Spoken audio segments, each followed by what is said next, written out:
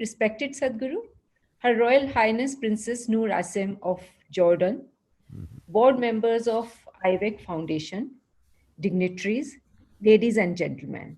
Namaskar and welcome to this exclusive interaction with Sadhguru. Sadhguru, on behalf of IWEC, I'm joined by Princess Noor in offering our sincere thanks for considering our request to address our members in this annual virtual IWEC conference of 2020. This conference brings together the businesswomen and professionals from across 40 countries. Sadhguru, as women leaders, it is crucial for us to understand our role in the post-COVID era.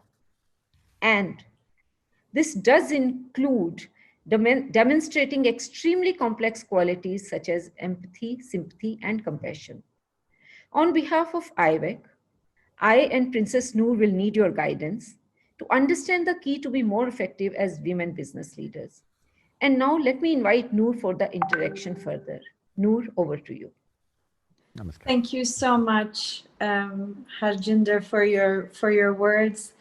Sadhguru, I am a lifetime student of your teachings, and it's such an honor to connect with you today. Wonderful. I would primarily be talking to you. Wonderful. It's lovely. This is the advantage of the virtual world. Yes, isn't it? I would like to thank my fellow IWEC members and participants. This is the third year I'm a chairwoman, and honestly, I'm in awe of the growth and learning opportunities that are shared with us. In preparation for our meeting today, we have heard that you've been up to many adventures, that you're currently in the US and you're traveling extensively on your bike and engaging with so many people. And it's such a refreshing image to visualize such playfulness, yet bringing such deep work of conscious growth and wisdom. Could you just give us a little insight on what this experience has been like for you so far? Oh, this motorcycle journey? Okay. I wouldn't think that you would be interested in motorcycles. As a fellow biker, oh, it is definitely. So? Okay. This was essentially billed as Exploring Spiritual America. So, there were many aspects to this. One important thing is we wanted to visit all those sites and Native American nations. When I say Native Americans, for most people in the world, maybe few Americans know the details, but for most people in the world, they know only what they have seen in the Wild West movies of a bunch of men screaming and hollering and shooting whoever comes their way kind of imagery. But there used to be over 500 nations, Native American nations in North America. And even today, they are maintaining their distinct identities, they have their own language, they have their own culture, they have their own individual spiritual processes. So, I thought this must come forth because about 18 years ago, I had a very profound and very painful experience with one of the Native American spirits. I was just walking in the forest and I saw, a kind of a frozen being. And at that time, I wrote this poem called America, I will send it to you. And after that, I've been looking them up. Even I did not know there were so many nations. Even in our minds, well, we had heard names like Cherokee, Apache, Comanche, like this in the movies. But beyond that, even I did not know. So I started exploring this, and I've been wanting to do this for some time, but it took the virus to break my schedule so that I could go on this trip. So it has been 36 days, we just got back day before yesterday. 36 days we've been on the road. We did 9,477 miles on the motorcycle. That's fascinating. Covered various nations, about 18 states through United States, and it's been absolutely spectacular. And we are… like almost every day, 16, 18 hours, the video cameras have been on. So to assimilate all this and to put this out, it may take 2 to 3 months for us. But the important thing is for people to know that these were well-evolved cultures. There are places like Hokia where 1,000 years ago, 40,000 people lived in one city. Just to give you a perspective, at that time in London there were only 15,000 people. There were 40,000 people. 40,000 people living in a city means there is an organization, there is an administration, there is a whole process. Otherwise you cannot… so many people cannot live in one place. So similarly, there are very powerful spiritual spaces, and the level of attention they gave to their inner well-being, what they call as their spirit, rather than their physical life, is something that modern societies have to emulate, because the only way that we can make this into a sustainable world for all of us is that our interests are more beyond physical nature. That is the only way we can do it. If it becomes all physical, we're just ripping the planet apart. And also coming to that aspect, see, right now, for most people, educated people at least, ecology means it's a textbook, it's an abstract science somewhere. These are the people for whom ecology lived in their hearts. This is what needs to happen for this generation and the next generation. These people did not live on the land, they are the land. And you and me are also land, all right? This body is just soil. But most people don't get it till you bury them. But these are people who lived with this awareness. I think this is most relevant for today's life. So in many ways, we are trying to put out what the different nations or the different tribes, like believed in and how they lived. But one common ethos is their fondness for earth, because this is a earthy culture. This is not a heaven-bound culture. This is about living life here fully. This is not about going somewhere else and living better. So I think it's most relevant for today's world. It is just the presentation of how it is presented. People may not be able to digest as to how they presented. So I'm seeing how it could be presented in modern language, in modern context, but fundamentally it's very relevant for our generations and the generations to come, actually.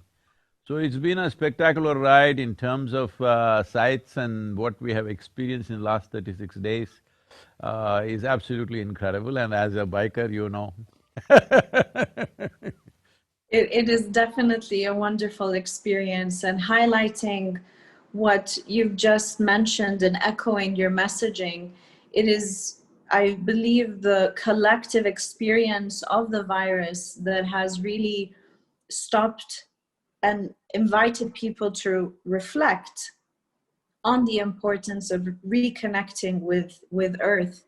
And in terms of being able to embody qualities such as resilience on such hard times and challenging times, what could you share in terms of practical steps that we can be able to experience right now once we finish our conversation together? You know, how is it that we could very simplistically just have that little step towards getting a bit closer? See, because people have very little experience of living on this earth. The moment these four walls came around us, we have no experience of life. We are living in a cell of our own, where temperature is controlled at whatever temperature we want, and we have no seasons, we have no flowers blossoming, we don't have any experience of life. There is no sunlight, there's no moonlight, everything is, LED or whatever it is. So I'm saying living indoors is one of the main reasons why people have forgotten what is nature. One significant step that everybody must do is, instead of… I'm not against all these things, but I'm just saying, because today, one of the most visited holiday places in the country, in United States, is Vegas. Las Vegas is the most visited one. Next comes Florida. Well, there is Dubai, there is Mumbai, there is these kind of things. This is where people are taking their children. I would Yes. say every week at least one day, if you go out and sleep under the stars, if you go out and make them experience life the way it is, understanding that every other creature who crawls and walks and slides around on this planet have a significant role to play in the making of this earth. Why I'm saying this is, in the last 50 years, 70% of the vertebrate life has been exterminated. 70%. And they are saying by the end of this century, 80% of the insect population could go. If insect population goes, we cannot grow anything, our lives will go. Mass deaths of human beings will happen if all the insects die. Every day we are slaughtering over 200 million animals, okay? We don't need that much for food. We're just slaughtering them because everything is done in excess. Because we are not seeing other life as life. We are thinking only if it's in the human form, it's life. Rest is not life and they have no right to live. Unfortunately, such lessons have been taught to people in certain cultures that every other life is here to serve you. Please just go and observe an ant or a bee or any other creature on the planet. They have a complete life of their own. They have no interest in serving you. Well, they live in such a way that they're eco-friendly and it may serve us, that's a different matter. But they have no intention of serving us, they have a full-fledged life of their own. I've spent enormous amount of time in the jungles in India, in rainforests in India. Every small life has a complete life of its own and it doesn't think a damn about us. But we are thinking we are the center of the universe, which has caused too much damage. I think being exposed to nature, the next generation of people, if they're little more exposed to nature, if we build homes at least where a part of it is open, open to sky, it's very important. We are promoting this everywhere in India now, and all old designs of homes used to be like this. A part of the house used to be open to sky. It would rain inside. Even today in my house, it rains inside. My daughter who grew up in this house always says that is the most spectacular thing, that inside the house there used to be pouring monsoon rains, because children need to experience this. Just living in four walls is completely destroying our idea and our sensibility towards earth and other life. Thank you so much. Harjinder, I believe you'd like to step in. Thank you, Noor. Sadhguru, a Ducati riding guru is a rare sight.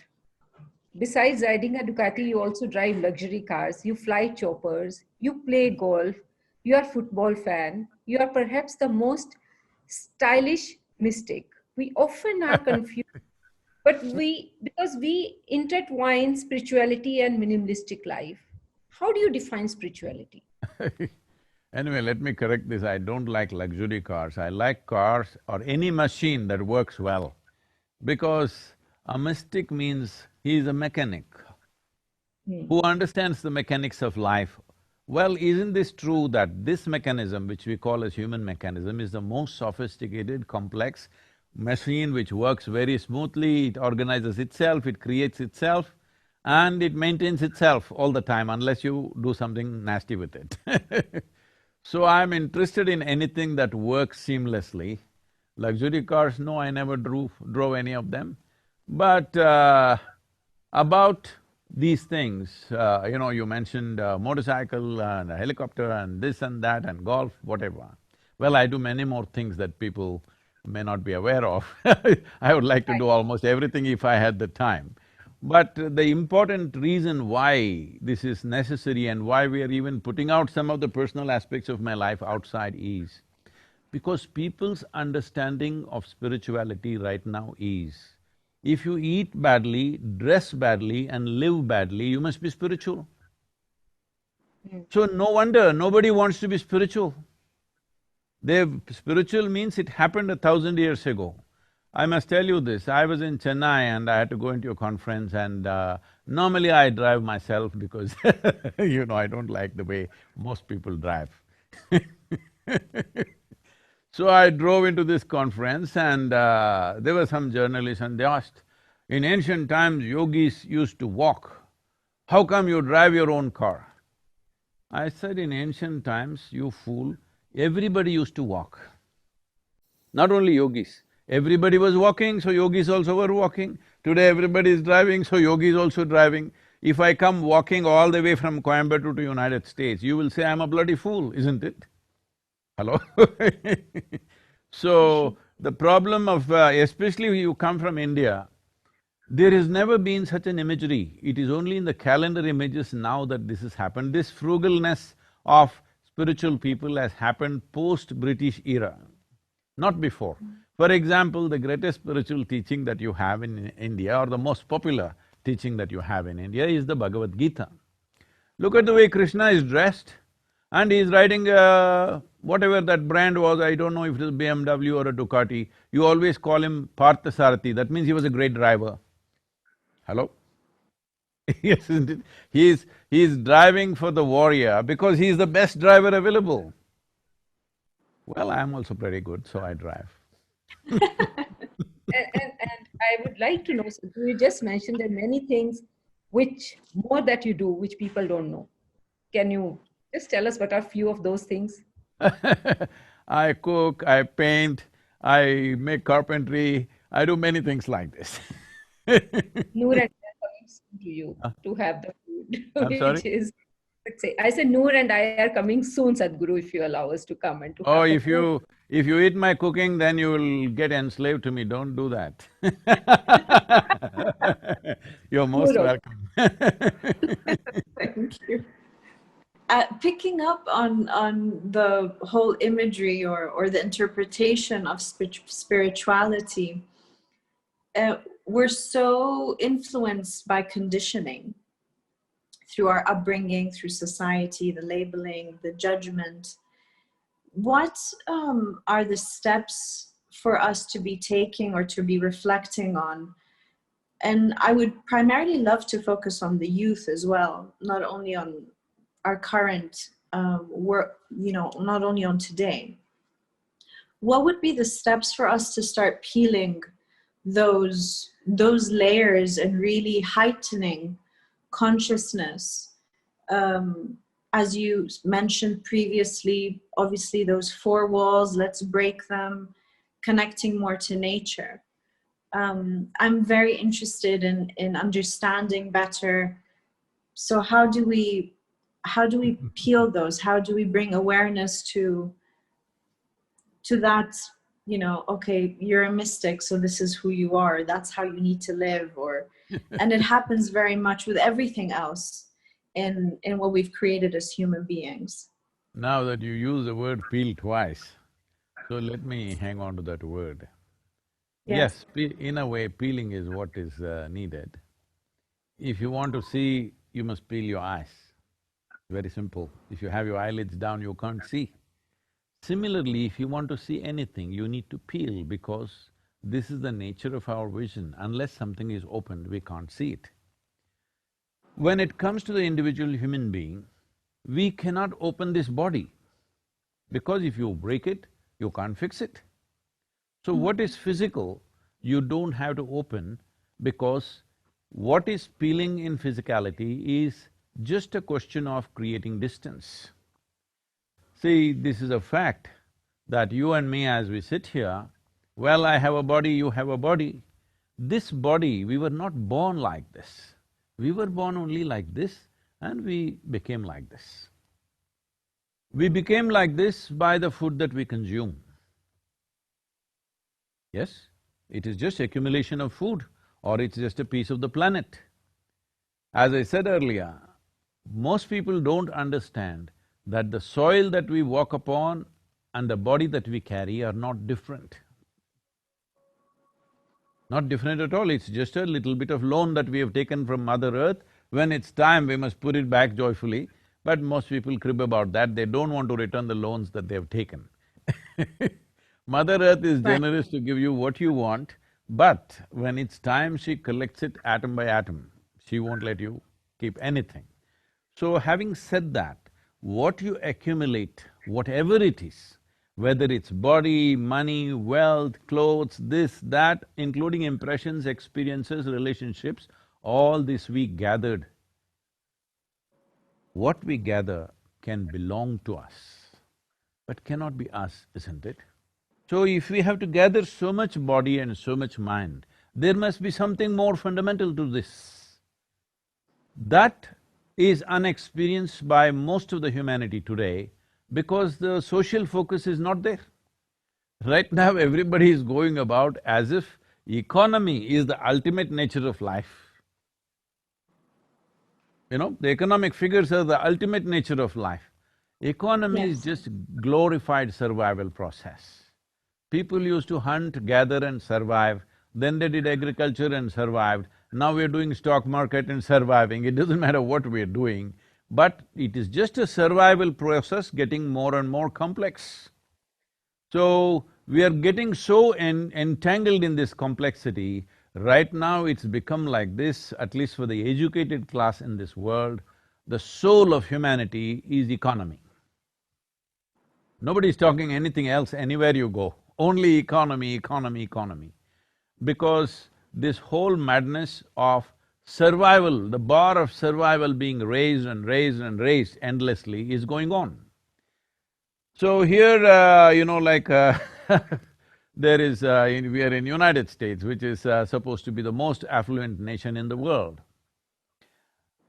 Well, with affluence, what should happen? Why would a human being look for affluence?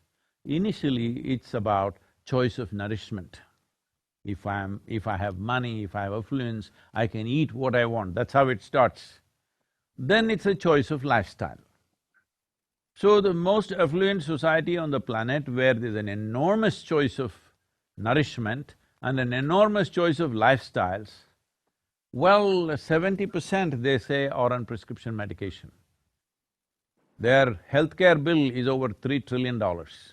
It's bigger than India's economy with 1.4 billion people what we have, all right? I'm saying if you had choice of nourishment and choice of lifestyle, you must be at the peak of your physical and mental health, isn't it? Both physical health and mental health is becoming a serious issue simply because you have not addressed the most fundamental aspects of being human. Because who you are is being created from within you. If you don't take charge of that, if you don't access that, it doesn't matter what you gather around you, everything will just mock at you. Your big buildings, your endless amount of bungalows and palaces will only mock at you. Your massive cars are mocking at you right now. Now you want to see how you want to do something different, but how difficult it is to do something different. I am not against any of the things that I am mentioning. It's up to you what you want to have. If only you understand it's only an accessory to life. Life is throbbing within you. Rest are accessories. How many accessories do you need?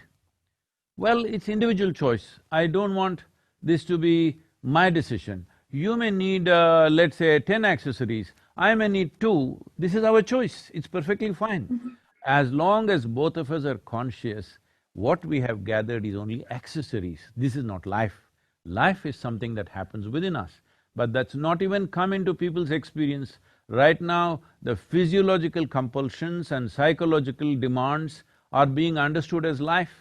What you think and feel is not your life, it's just your psychological drama. You can think whatever you want, yes? But unfortunately, most people can't think whatever they want. They're structured as to how to think. And all the human suffering is coming from this. See, there are only 2 kinds of sufferings: physical suffering, mental suffering. Is there any other suffering in a human life? Only these 2.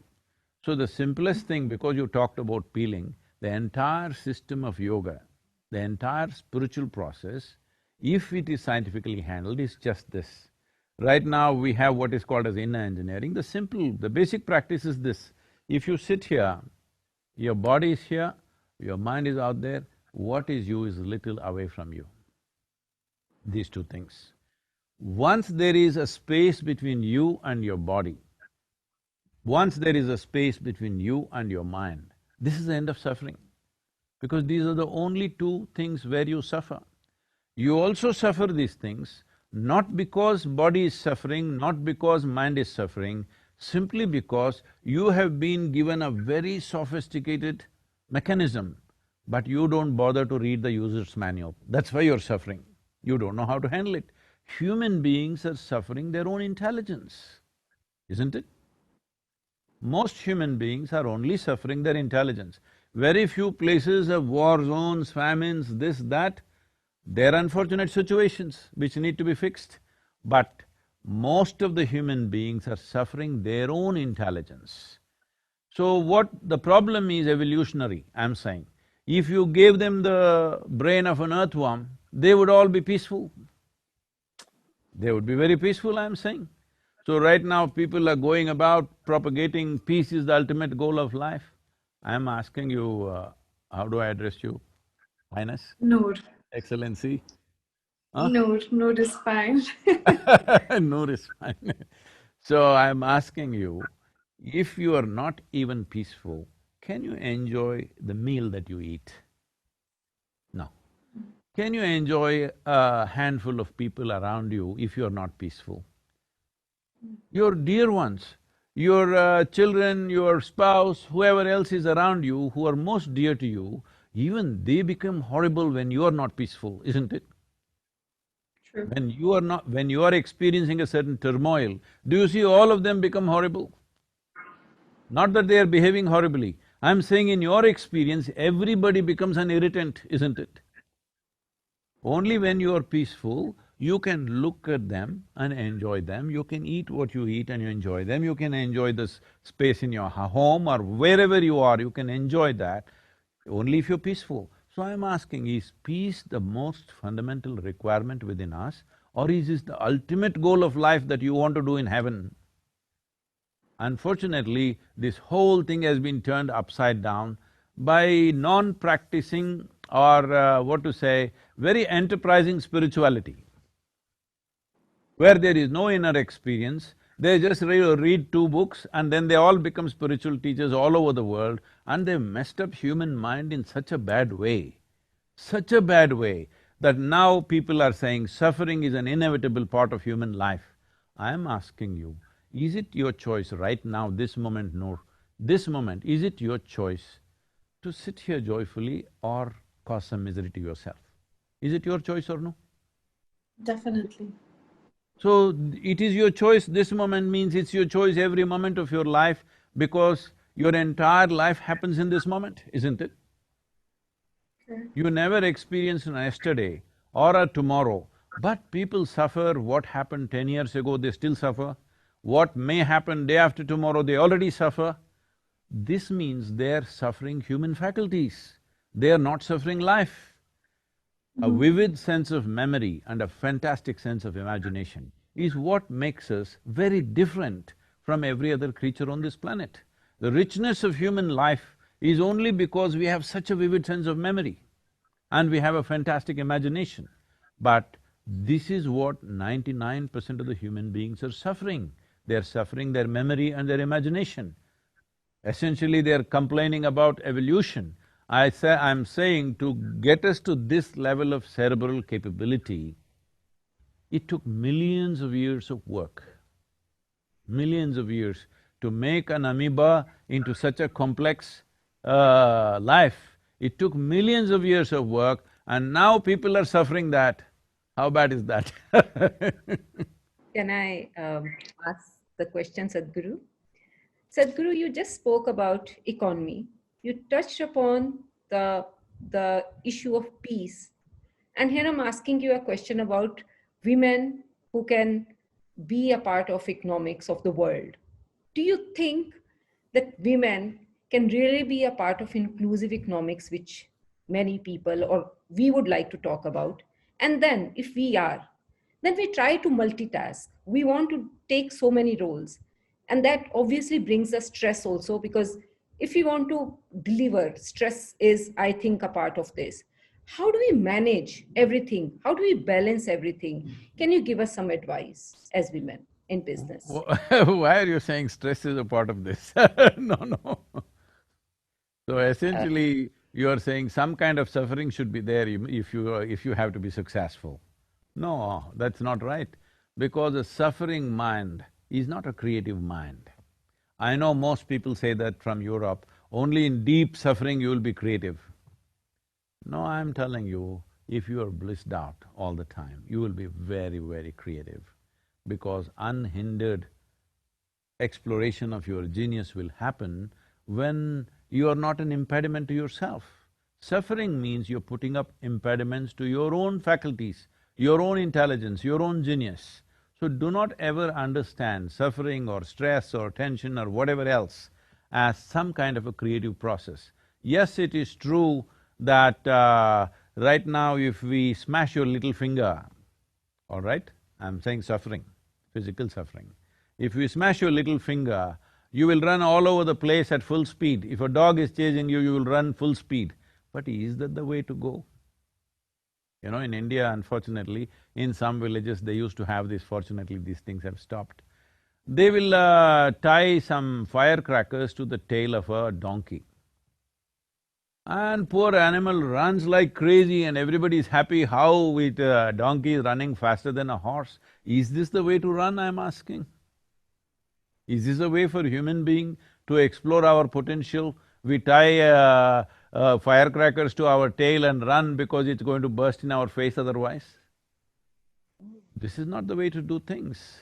So when we say women being part of the economic process, they've always been. It is just that today we have a twisted sense of economic process. Tell me, right from ancient times, I'm going back to the caveman's time, when people lived in caves and forests. Was she not a part of the economic process? Maybe she didn't go hunting, but when things were brought home, she sorted out things, she made sure everything is put to best use, she made sure everybody is nourished and everything is taken care of. Is this not economic process? If a woman is not competent, then what is brought home will be wasted. Is saving a part of your banking business, I'm asking? Without savings, is there banking? Without banking, is there an economic process on the planet? I'm asking. Can economic engine be driven without banking system? Can banking system operate without people saving? Wasn't it always the main consciousness of the woman in the house, how to save everything and put it to best use? Who said she was not a part of the economic process? Right now, unfortunately, we have a twisted sense of economy. We think only if you work on the factory floor, you're in the economic process.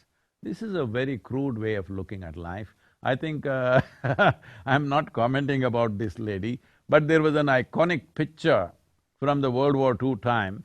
If it was for the war effort, I very much appreciate it, but it was used by political campaigns and various other things, where an American lady is like this with her bicep showing and saying, "We can do it." You've seen that iconic picture. Because it was… I'm commenting about this mainly because it was used in political campaigns, presidential campaigns used this. Well, I'm saying the significance of modern times is this, that our activity and the significance of our activity has moved from human muscle to human cerebral activity because of technology and machines and things like that.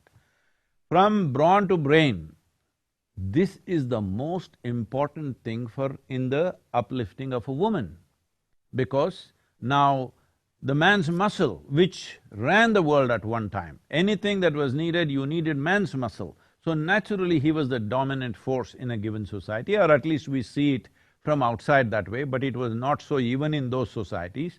Women had equal roles to play. Because our movies, our stories, everything is projecting the man who goes and fights and kills somebody is the strong man. The woman who sits at home and nourishes and creates life and brings up children, that same idiot who's fighting right now was brought up by her, that is not powerful. This is a complete misconception of life. This is a topsy-turvy understanding of life. So having said that, it is very important, today's time is very, very important because the significance of man muscle has receded. If you have big muscles, I'm saying if I'm a man and I have big muscles, well, they may hire me as a security man for somebody. They won't make me the boss of the place. There was a time the man with big muscle was the boss of the community, whoever had the biggest muscle. But unfortunately, our movies, both in Hollywood and in India, are still projecting a man with big muscles who can beat up everybody is still the boss. This is an unfortunate caveman projection that is still going on. It's very important that muscles are not the important force. Now there are machines where if you put 1,000,000 men, they are not a match for a single machine. So we have created machines, technology has come, now it is a question of intelligence and competence. So I don't think, if you ask me, I know a lot of women may react to this, but I'm clearly saying this. Let me repeat this, I've said this before, but I'm clearly saying this. There is no need for women to fight for equality. All they have to do is, education is available, in most nations, at least by law, they're equal. Socially, they may not be yet, but by law, there is equality. Now all they have to do is, more and more girls should be educated, should become competent. Today it's happening in India big time. More girls are passing out of high school than boys. More girls are there in… I went to some technological institutes, technical institutes, there are more girls than boys. Not literature or commerce or something. In engineering schools, there are more girls. More girls are earning PhDs than boys are earning. This is all. If you do this for another 15, 20 years, it'll be a level playing field. Instead of just creating unnecessary rancor, unnecessary resistance where from the other side also ugly things will happen, this is all that has to be done, because empowerment is the way to go forward, not a fight, not showing your muscle, because even a man's muscle is meaningless, why is a woman's muscle so important now? I love what you just highlighted in that sense. Before coming to today's engagement, my 13-year-old daughter was asking me, could I ask a question? I'm like, sure. So this is from her picking up on this whole male-female that she is influenced by, given society and the narrative that has been played. And she said, I am curious to know if there was one advice for the youth today, what would it be? See, gender is a personal thing. Mm-hmm. I'm sorry, I'm putting it in a very basic way.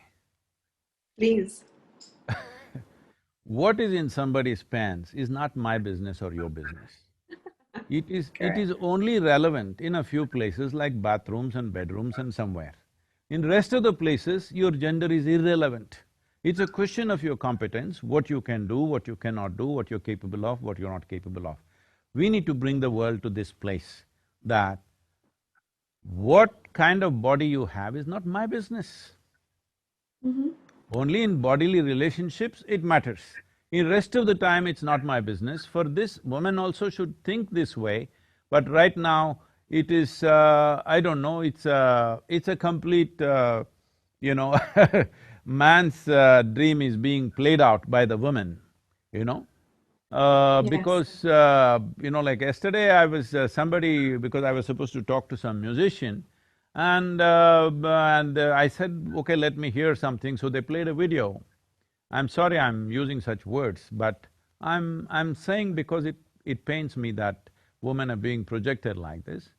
And a musician is on stage in underpants. I said, why are musicians in underpants? They said, Sadhguru, only that sells. I said, what is this? So this is horrible exploitation of the woman, and women are cooperating in this. She can wear what she wants, it's not my business. But if she is wearing that only because that's what sells, that is not right in the society. It's her choice what she wants to wear, but it's not her choice. Somebody else is determining her choice, which is not choice at all. So, this is important both for young boys and girls, they need to come up with this, that your body is your business, all right? It is not something that everybody needs to be involved with your body on the street. Everybody need not be involved with your body. People need to be involved with your intelligence, people need to be involved with your competence, people need to recognize your genius. Everybody on the street need not be involved with your body. Body has its purposes, body has its beauty, body has its nature, that is in a different way. I am not trying to say what should be the dress code. No, I'm saying a man should not decide a woman's dress code, that's all I'm saying. Right now it looks like It's man's perversion which is deciding a woman's dress code. This needs to change if women have to be free. So this is why I'm saying, as from man's muscle it is moving to a cerebral nature of activity, similarly from a woman's flesh it has to move to a cerebral nature of activity. So right now this may sound like an absurd thing, no, no, this is how women are. No, no, this is how man has expected woman to be. This is not how women are. I know enough women in my life, all around me, to clearly know that this is not how they are, but they think this is what is expected out of them. Is that a superwoman syndrome, Sadhguru, that you call this? I'm sorry? Is this a superwoman syndrome that they define this as, where women just want to project themselves in a certain way? No, I'm saying this is a sure way to destroy the beauty of feminine in the world, because right now you understand masculine as the ideal of success. If you want to succeed, you have to be like a man, you have to show your muscle. This must go, because this whole thing is coming from this is a consequence of, in one way, that economic engine drives everything in the world. When economy is the only thing that matters, everything is a marketplace. Everything is about… See, in the marketplace, if I give less and take more, I'm smart, isn't it? Hello? If I go to a marketplace and give more and take less, I'm stupid. But right now you must understand, in your homes, I'm sure it's true for you also as women, I've seen women working in so many ways, my own mother, my sisters, my aunts and many other women that I see. Yeah, when they are at home, their whole thing is to give themselves totally, because they're doing something that they love to do. They're doing things for people that matter, that what I get is not important. That's what makes their life beautiful. This should not happen just at home, this should happen in the society, that everybody is trying to do their best to everybody else. This is the nature of the feminine. Right now you are saying, wherever you go, I must give less and take more, whether it's marketplace or marriage, the same thing is happening. And nobody is happy, nobody is living well, nobody can relax their guard. All the time everybody is guarded against each other, because every place is a marketplace. Everywhere you go, you're seeing how you can profit. No, that's not how human beings can live well. Human beings can live well. This is right now, I constantly live among volunteers who are always trying to give their best in any given situation. People ask me, Sadhguru, of all the things that you do, what's the most important thing? I say, people around me, the sort of people that I've gathered around me who are willing to give their lives away without any expectation. This is what is most beautiful about my life, because that is what is most important in the world. Every place is a marketplace means we are always trying to take advantage of somebody, isn't it? When your mind has become a marketplace, there will be no consciousness, there will be no finer aspects of life, there will be no room for the feminine in the world. Masculine will rule. It's all about conquest, it's all about exploitation. It's not about, it's not about love, it's not about inclusiveness, it's not about involvement with life. Where there is no unbridled involvement with life, there is no life at all. Only with involvement you can know life. There is simply no other way. I just would hand over to Noor. Before that, I want to further ask you one thing You more. use the word superwoman, I would say my mother was a superwoman. She did not earn a single rupee in her life, but she was a superwoman, she was the most respected in the family. Well, did she ever ask, what will I get? Never, but she is a superwoman. We all are superwomen, Sadhguru. Thank you so much. Yeah. I want to ask you, Sadhguru, is, now if we are a business, we doing business. Business is gender neutral. It doesn't recognize who is a man and who is a woman, and I totally believe in this. Now, as a woman who is into a business, it is our dharma, it is our duty to earn money so that we can give employment to many people and we can contribute to the economy of our country. So how does it gel with your idea of feminism? Is it what we are doing something right, or we should be, I would like to know your opinion on this. No, just now you said business is gender neutral. Then you say we are women in business. No, you are just in business, you are not a woman. You're just a business person like anybody else. Why are you a woman in business? Don't do that. Don't take your gender to the business. You're in business, you must conduct it in a judicious way, that's about it. It's how probably society looks at it, and we need to correct this. Thank you so much for telling this to us. Over to you, Noor. It's so fascinating to hear all these concepts. And my question would be, where do we start in terms of shifting such paradigms and such mental models that are so ingrained in our experience as human beings? Would it be targeting educational institutions? Would it be in the home, a combination of the two? How do we manifest? How do we bring this to life, other than having these deep conversations and awakening a different perspective in humans? See, if it happens within us, essentially if the transformation or change happens within us, it will naturally manifest at home, at school, at workplaces, in the society, everywhere it will naturally manifest. So this is the fundamental thing that I would like to point out. But we are always trying to change the home, we are trying to change the school, we are trying to change the workplace, we are trying to change the social situation. No. What needs to change is within us. If this one changes, if we are at home, we will make sure the home is different. If we are at school, we'll make sure the school is different. If you're in a workplace, you'll make sure the workplace is different. So, right now, this may look like a faraway thing, but just look back and see, 25 years ago, across the world, not just in any one place, where was, I mean to say, in terms of work, in terms of recognition of competence, in terms of educational qualifications, where was a woman 25 years ago and where is she today? Most people wouldn't imagine, isn't it? Isn't it so? In most societies, most people could not imagine that this will happen.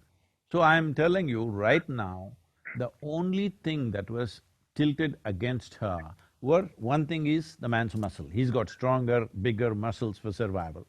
Another thing is childbearing, which took a major part of her life at one time. Because to have 2, 3 children survive, she had to deliver 7, 8 children, which kept her whole life busy. But right now, infant mortality rate has gone down significantly across the world. If you have 2 children, most probably both of them will survive, I'm saying. Those days are gone where you had to bear 8 children for 2 to survive, which used to be the way in the past. So, this man's muscle and childbearing, both of them have been neutralized now. Once this is done, you should not think in terms of gender. You should just think in terms of human competence. It is important for us to understand men and women are same species. But right now, a whole lot of people are campaigning as if they're separate species. No, it's one species, one way or the other, either loving or hating, they have to live together, all right?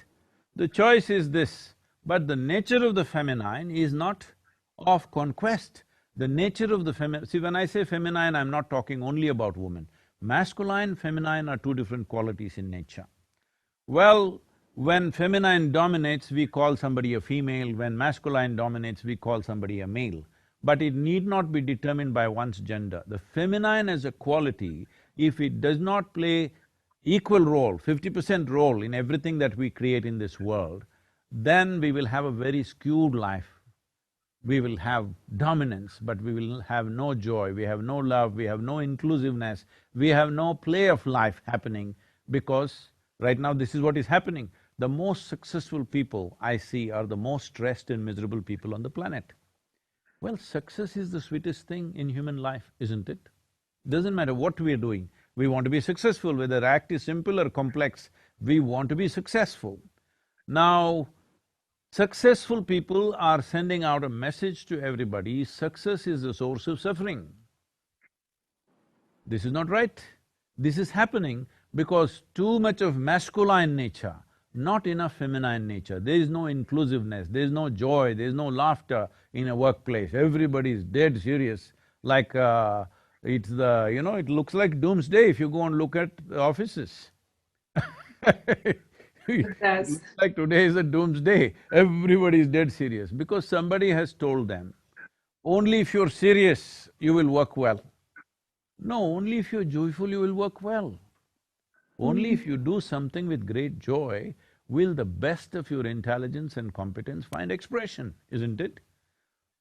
So the feminine has to come. Just women coming into the office is not good enough. Feminine has to play an equal role. Otherwise, you will have a skewed society which will have everything but will have nothing. This is how, unfortunately, Western societies have become. Everything is there, but everybody feels desperate all the time. This desperation is essentially absence of feminine in the social structure, in the workplace, and even at home. Everybody is trying to be like this. See, it is not in the nature of the woman to do this, all right? But they're all doing that because… because somewhere our definition of success has become masculine. This has to go. I would like everybody to appreciate my mother who never went out to any office and worked, my mother who never earned a single dime in her life, is a super successful woman in her life. For sure. That's beautifully You got said. me? I got you.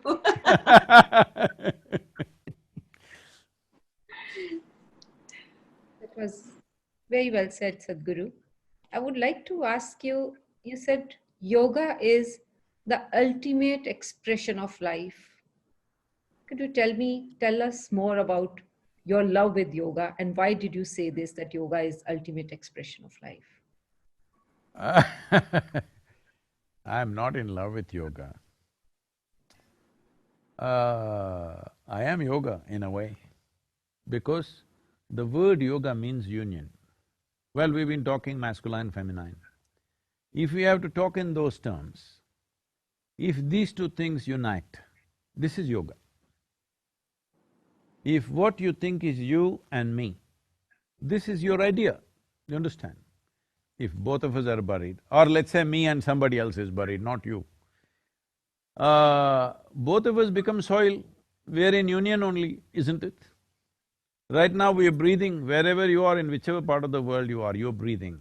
You're also breathing from the same atmospheric bubble and I am also breathing from the same atmospheric bubble.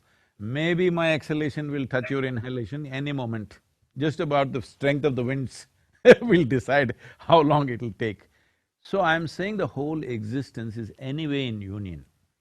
As a human being, you popped up on this planet. You're just a pop-up. Like, in the computer there are pop-ups. You're just a pop-up and you will pop out. Just because you can prance around on the earth, suddenly you think you're different. Suppose you were made like a tree, that is, you were rooted in the earth, you would clearly know you're part of the earth. Because you're allowed mobility, suddenly you got a fancy idea that you are something other than the earth, isn't it? So, life is anyway in union. The whole cosmos is anyway in union. When you experience that, we say you're in yoga. Right now there's a complete misconception about what is yoga. If you twist and turn and look like a leftover noodle, you are in yoga. Wonderfully explained, Sadhguru. I've So, never it had… is a question of union. So, do I practice yoga? No, I am yoga. I live in union with everything in my life. And every human being has to live like this. If you are in one with everything, does somebody have to tell you, don't kill this person, don't rob this person, don't harm this person? Do you need teachings and commandments to tell you what you should not do? If for one moment, as you're sitting there and I'm here, if you experience me as a part of yourself, does somebody has to tell you, be nice to Sadhguru? Is it necessary? I'm asking. So all moralities, all ethics, all values, all commandments are simply because we have forsaken our humanity. The fundamental nature of our existence is this, I must tell you this. Where in 1998, when some UN agencies came and made a prediction that 60% of Tamil Nadu will become a desert by 2025, I didn't like this prediction, I looked around, then I saw it is definitely happening. Then I saw what is the thing to do. That day, the green cover in Tamil Nadu was 16.5%. I said, we must move this to 33%, so we need to plant 114 million trees, I said. Everybody around me rolled their eyeballs and said, Sadhguru, 114 million trees, how is this possible? Then I asked them, what's your population? They said 62 million. So if all of us plant one tree today, take care of it for 2 years, and plant one more, it's done, all right? Even a beggar on the street can plant one tree. Actually, as a symbolic thing for this Kaveri calling movement that we are doing, which is 42 rupees per tree, beggars in Chennai have actually contributed for planting of the trees, because I wanted to prove that even a beggar can do it. You don't have to be a rich man to do it, everybody can do this, all right? The question is only, we are not experiencing that oneness.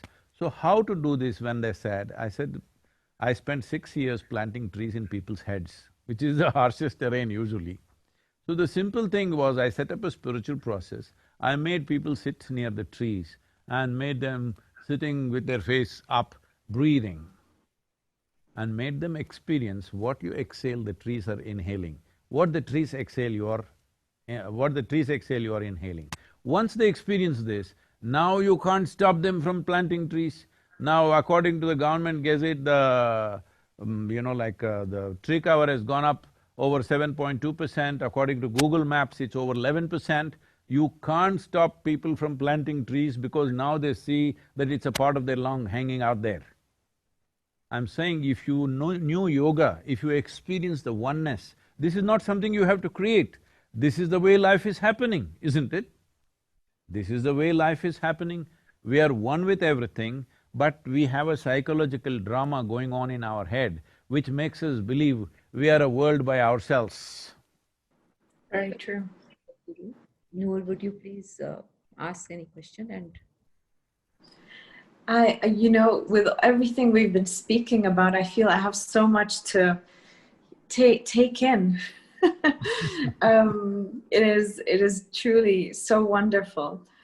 In terms of what you just mentioned about that oneness and connection, in a very odd manner, 2020, with the experience of the virus, it's kind of thrown us all in a very similar journey of emotional uncertainty and uncertainty that has looked at us maybe more so in our face, right? I mean, life is uncertain. However, with this experience, I think that has been heightened somehow.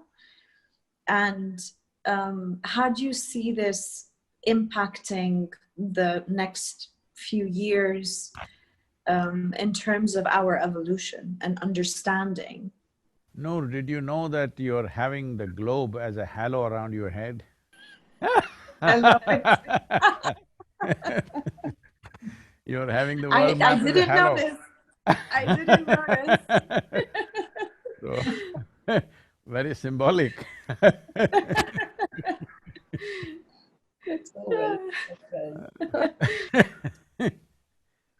So, the thing is about the pandemic.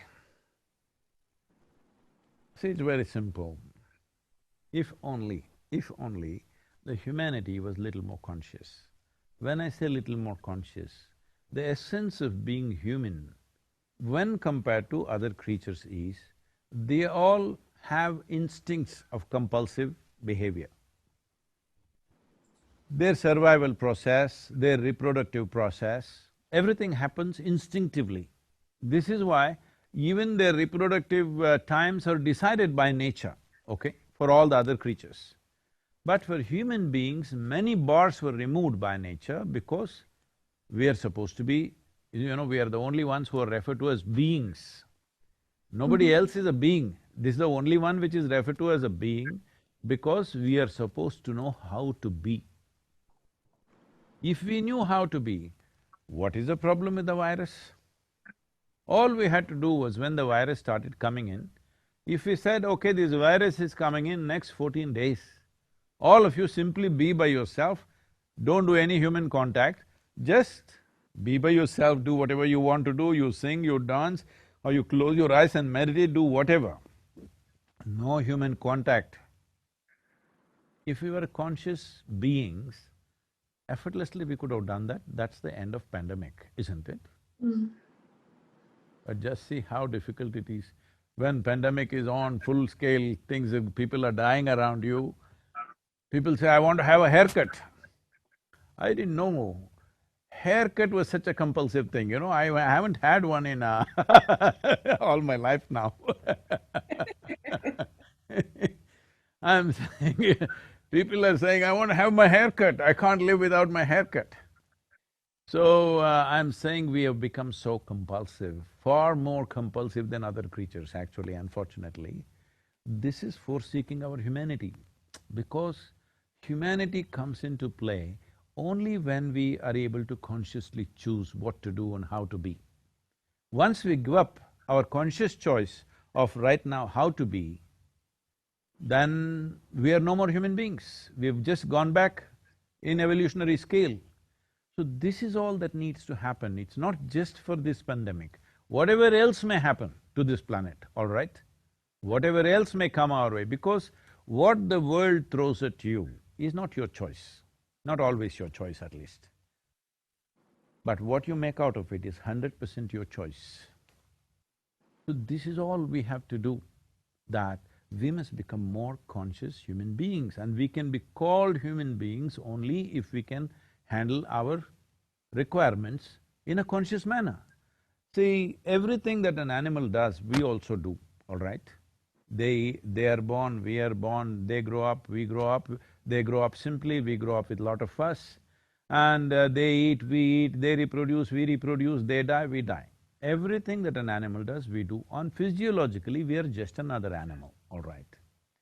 The only thing that makes us different is the same things of growing up, of eating, of sleeping, of reproduction, everything we can conduct it consciously. That is what is the difference between us and them. Yes? If we do not conduct this consciously, then you have given up your evolutionary status of being the peak of evolution on this planet. Now our problem is there, not in the pandemic. Our problem is not in the virus. Our problem is in lack of being able to be conscious, lack of responsible behavior. That's where our problem is. On many levels this is finding, and I'm constantly trying to take people back into that. People are saying, for example, there's a war against plastic. It's a completely misdirected war. Plastic is one of the best materials we have produced on the planet. You can recycle the same material 1,000 times and use it. There is no other material like this, all right? It's a fantastic material, you can make just about anything out of it. But now it's become a serious problem. It is in the oceans, it is in the rivers, it's in the landfills, it's everywhere. The problem is human irresponsibility, isn't it? The problem is not plastic. If you use plastic responsibly, it is a great thing because you don't have to produce any other material, you can keep on recycling the same thing for many years, for generations of people, we can use the same material. But we are saying we are waging a war against plastic, we are waging a war against virus. No, viruses, bacteria, all these things have always been there on the planet. Many times it's jumped. In the process of our evolution, in the development of our intelligence, in the development of human placenta, virus has played a significant role. Maybe this virus will make a genius out of you, I don't know. I'm joking, this is not a time to joke, I know everybody's dead serious. Because people have died, people have lost their loved ones, people have lost… Yes. Economic losses are there, but you do not know the full impact of this virus upon your system yet. You still do not know, that's a fact. Sure. In the past, it has happened million years ago or so, that the basic quality of human placenta, which is the basis of women being able to bear healthy children, is because of virus influence. A certain virus influenced us. Similarly, the development of our body, our intelligence, nearly 52% of our body right now is microorganisms. Only 48% is genetic material, rest is all other creatures living within us. So, The problem is not of the virus. Virus has always been there on the planet. Maybe they were in the bats, maybe they were in the pangolins, right now they chose us. But the problem is just that human beings are behaving in unconscious and compulsive ways. That is the problem. If we just consciously sit aside for one fortnight, it's a done thing. Yes. But can you get the human society to do that right now? That is the mystery. You are the Noor, you must throw light on us. It would be, it's a blessing, honestly, to have this exchange. And I'm very, very grateful for having been part of this conversation with both of you, really. Harjinder, please. Thank you. Sadhguru, I can't thank you enough for such insightful thoughts that you gave us today. As always, the session was an eye-opener. I'm sure our viewers will agree that we'll go back to introspecting and connecting with our inner self, trying to find balance in our thoughts and action. I will thank everyone who is there with us today. Thank you so much for spending your time with us. And I also would like to thank Noor on behalf of IWEC, on behalf of myself, to be there as part of this session. Namaskar, Sadhguru. Thank you so much. Please come and visit us either in Coimbatore or in Tennessee. We have a beautiful place out here. You're in United States, Noor, is it? I'm in Jordan. Oh, you're in Jordan, okay. I've been to Yes. Jordan once. I came to Petra and also Amman. We traveled in that area. When either in US or in India, please come and visit us. You also, Harjinder. Would be a pleasure, and needless to say, you always have a home here as well. Thank you. Thank you. Namaskar. Thank you, Sadhguru.